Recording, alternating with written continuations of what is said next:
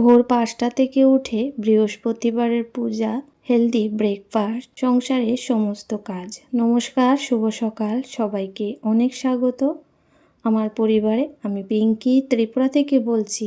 আশা করছি সবাই খুব ভালো আছেন, সুস্থ আছেন। আমিও ভালো আছি, তাই প্রতিদিনের মতো চলে এলাম। এখন সকাল ৫টা বাজে। আসলে ৫টা থেকে একটু বেশি বা কম, কিন্তু ঘড়িটা ৫ মিনিট একটু ফাস্ট আছে। আর তার অনেক আগেই কিন্তু উঠে পড়েছিলাম। উঠে বাথরুমে গিয়ে ফ্রেশ হয়ে কাপড়টাও ছেড়ে নিয়েছি। তারপর এখন চুলটা আঁচড়ে ঠাকুরকে প্রণাম করে নেব। তো যাই হোক, তাড়াতাড়ি উঠে পড়েছি। কালকে একটু তাড়াতাড়ি শোয়া হয়েছিল, তাই উঠে পড়লাম। এখন একটু ব্যায়াম করব আজকে।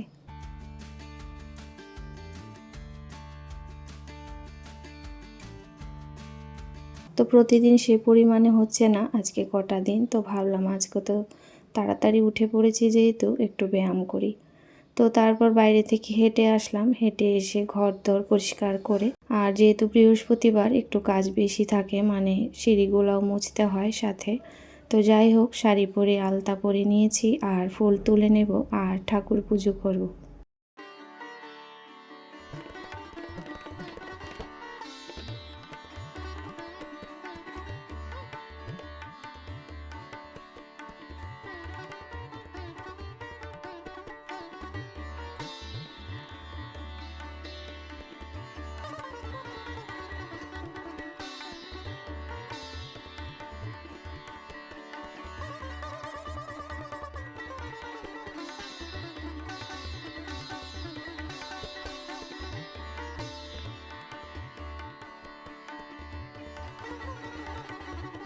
সারাদিন গাড়ির চেঁচামেচি, আওয়াজ, শব্দ খুবই খারাপ লাগে। খারাপ লাগলেও সকালবেলাটার যে পরিবেশটা, সেটা কিন্তু খুব ভালো লাগে। সেই জন্য একদম ভোরে ভোরে উঠলে ব্যায়াম করার পর মনটা কিন্তু অনেকটাই স্থির হয়।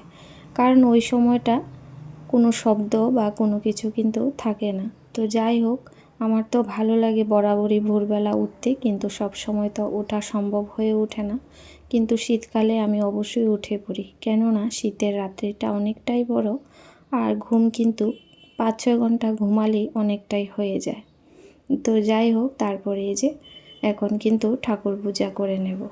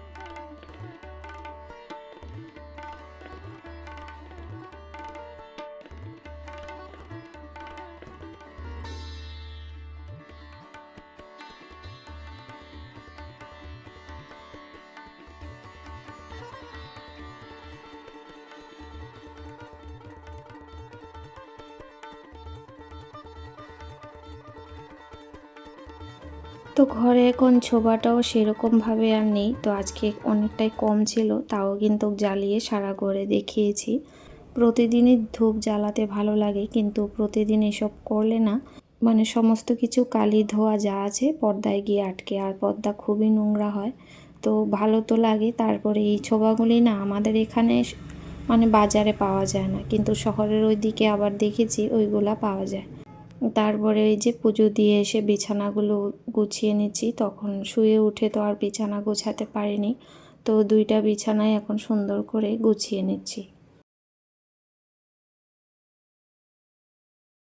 আসলে এখন গুছিয়ে যাচ্ছি, আবার একটু পরে এসে দেখবে বিছানায় 2 ভাই মিলে ঘুমায়। তারপর সারাদিন এই বিছানার মধ্যেই থাকে, সেই জন্য না গুছিয়ে রাখলেও সেরকম তো গোছানো থাকে না। তো যাই হোক, তারপরেও মনে হয় যে বারবার একটু গুছিয়ে টান টান করে রাখি। আর তারপর সারা ঘরেই খেলনা ছিটিয়ে থাকে, জামা কাপড় যতই তুমি ভাঁজ করো ততই কিন্তু আবার ওই আগের মতোই হয়ে থাকে।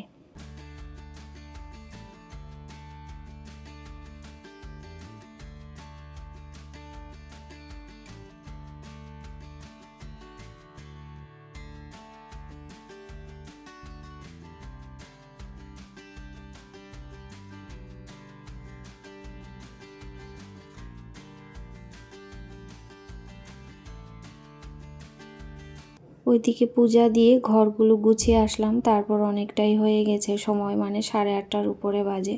তো এখানে চাটা বসিয়েছি, তারপরে অনেকগুলো বাসন জমা ছিল, তো সেগুলো রেখে দিলাম, মানে ধোয়াই ছিল, তো সেগুলো গুছিয়ে রাখলাম। তারপর এখন চাটা ঢালতে গিয়ে দেখি বিস্কিট ছিল না, তো সেই জন্য এখন বিস্কিটগুলো ঢেলে নিচ্ছি। তারপর সকালের ব্রেকফাস্টও বানাতে হবে।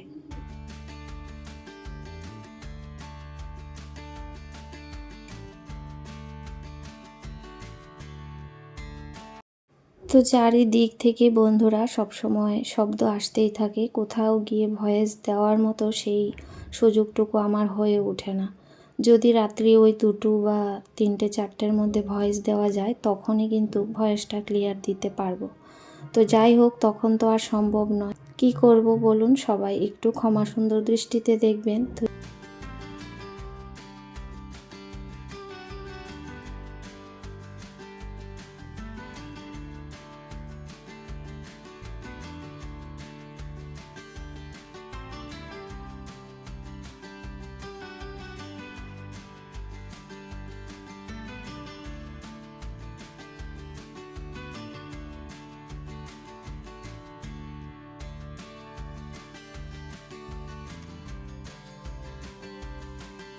তো আজকে বানাবো হচ্ছে একটা হেলদি নাস্তা। তো কালকে কিছুটা চানা ভিজিয়ে রেখেছিলাম, সেটাকে এখন ভালো করে মিক্সিতে একটু জল দিয়ে ঘুরিয়ে নেব। আসলে আমার মিক্সিটা তো সেরকম মানে ভালো করে মিক্স হয় না, তো আপনাদের মিক্সিতে যদি করেন একদম মিহি পেস্ট যেটা হয় সেটা করে নেবেন। আর আমি এখানে 1 বাটি, ছোটো বাটি 1 বাটি হয়েছে সুজি দিয়েছি। তারপর মিক্সিতে ঘুরিয়ে সেটাকে রেখে দিলাম। আর এটার সাথে খাওয়ার জন্য চাটনি তো করবই, সাথে কিন্তু একটু আলুর তরকারি করছি, মানে পাতলা করে আলুর ঝোল যেটা হয় সেটাই। তো সেটাও অন্যরকমে করছি, মানে সাম্বর যেরকম হয় কিছুটা ওই ধরনের মতোই। তো যাই হোক, ওইদিকে জিরে, সর্ষে, শুকনো লঙ্কা ফোড়নে আলুটা বসিয়েছি।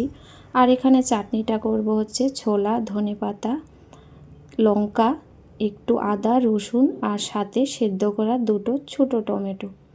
আর দিয়েছি হচ্ছে নুন আর চিনি পরিমাণ মতো, একটু জল দিয়ে একটা পেস্ট বানিয়ে নেব। আর এরকম চাটনি না ভীষণই ভালো হয় রুটি, পরোটা, যে কোনো চপ, পাকোড়া সব কিছুর সাথেই ভালো লাগে। তো এখানে আলুর তরকারিটার মধ্যে সবজি মশলা আর সাম্বার মশলাটা দিয়েছি, সেটা হয়তো স্কিপ হয়ে গেছে।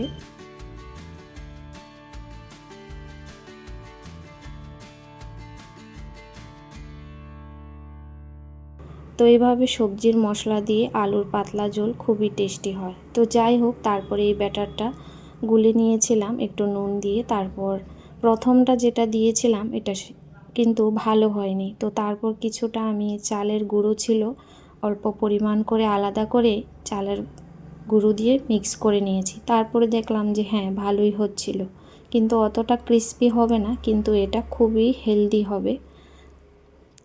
হবে কেননা এটা পুরোটাই কালো চানা দিয়ে। আর সেটা কিন্তু রাতের ডিনার কিংবা সকালের ব্রেকফাস্ট, আর যারা বিশেষ করে ডায়েট করে এটার তো মানে কোনো কথাই হবে না, অসাধারণ হবে। তো যাই হোক, খেতে কিন্তু ভীষণই টেস্টি হয়েছিল। আর উপর দিয়ে আমি কিছুটা সাম্বার মশলা দিয়ে 2টো বানিয়েছিলাম, মানে দেখেছিলাম কীরকম লাগবে। তো সত্যি বলছি খুবই টেস্টি হয়েছিল, এতটা ভালো লেগেছে কি বলবো। তো চাটনিটা একটু বেশি করে নিচ্ছি, কেউ খাবে না আমাদের ঘরে, আমিই খাবো, আর বাকিটা কিন্তু ফ্রিজে রেখে দেবো। আজকের এই সকালের ব্রেকফাস্ট খুবই মজার হয়েছিল, আর চেটে পুটে খেয়ে নিয়েছিলাম, এতটা ভালো হয়েছে। তারপর বাসন কুসন সমস্ত কিছু মাজা ঘষা করে তারপরে যে রান্না করব, ডিম আলু দিয়ে ঝোল আর সাথে ডাল করে নিয়েছিলাম, আর বেগুন ভাজাটা বসিয়েছি।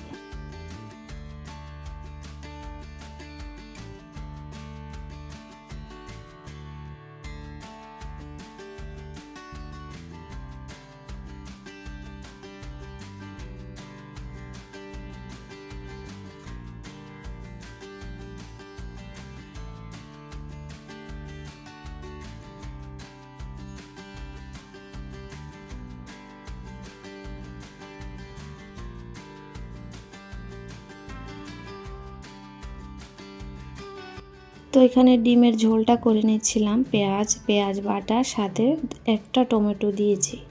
আর আলু কিন্তু একটাই দিয়েছি, কারণ কেউই খাবে না। আলু ভাজা করলে বেশ খায়, কিন্তু তরকারিতে দিলে আলুগুলা কিন্তু আমাকেই খেতে হয়, আর না হয় ফেলতে হয়, সেই জন্য একটাই আলু দিয়েছি।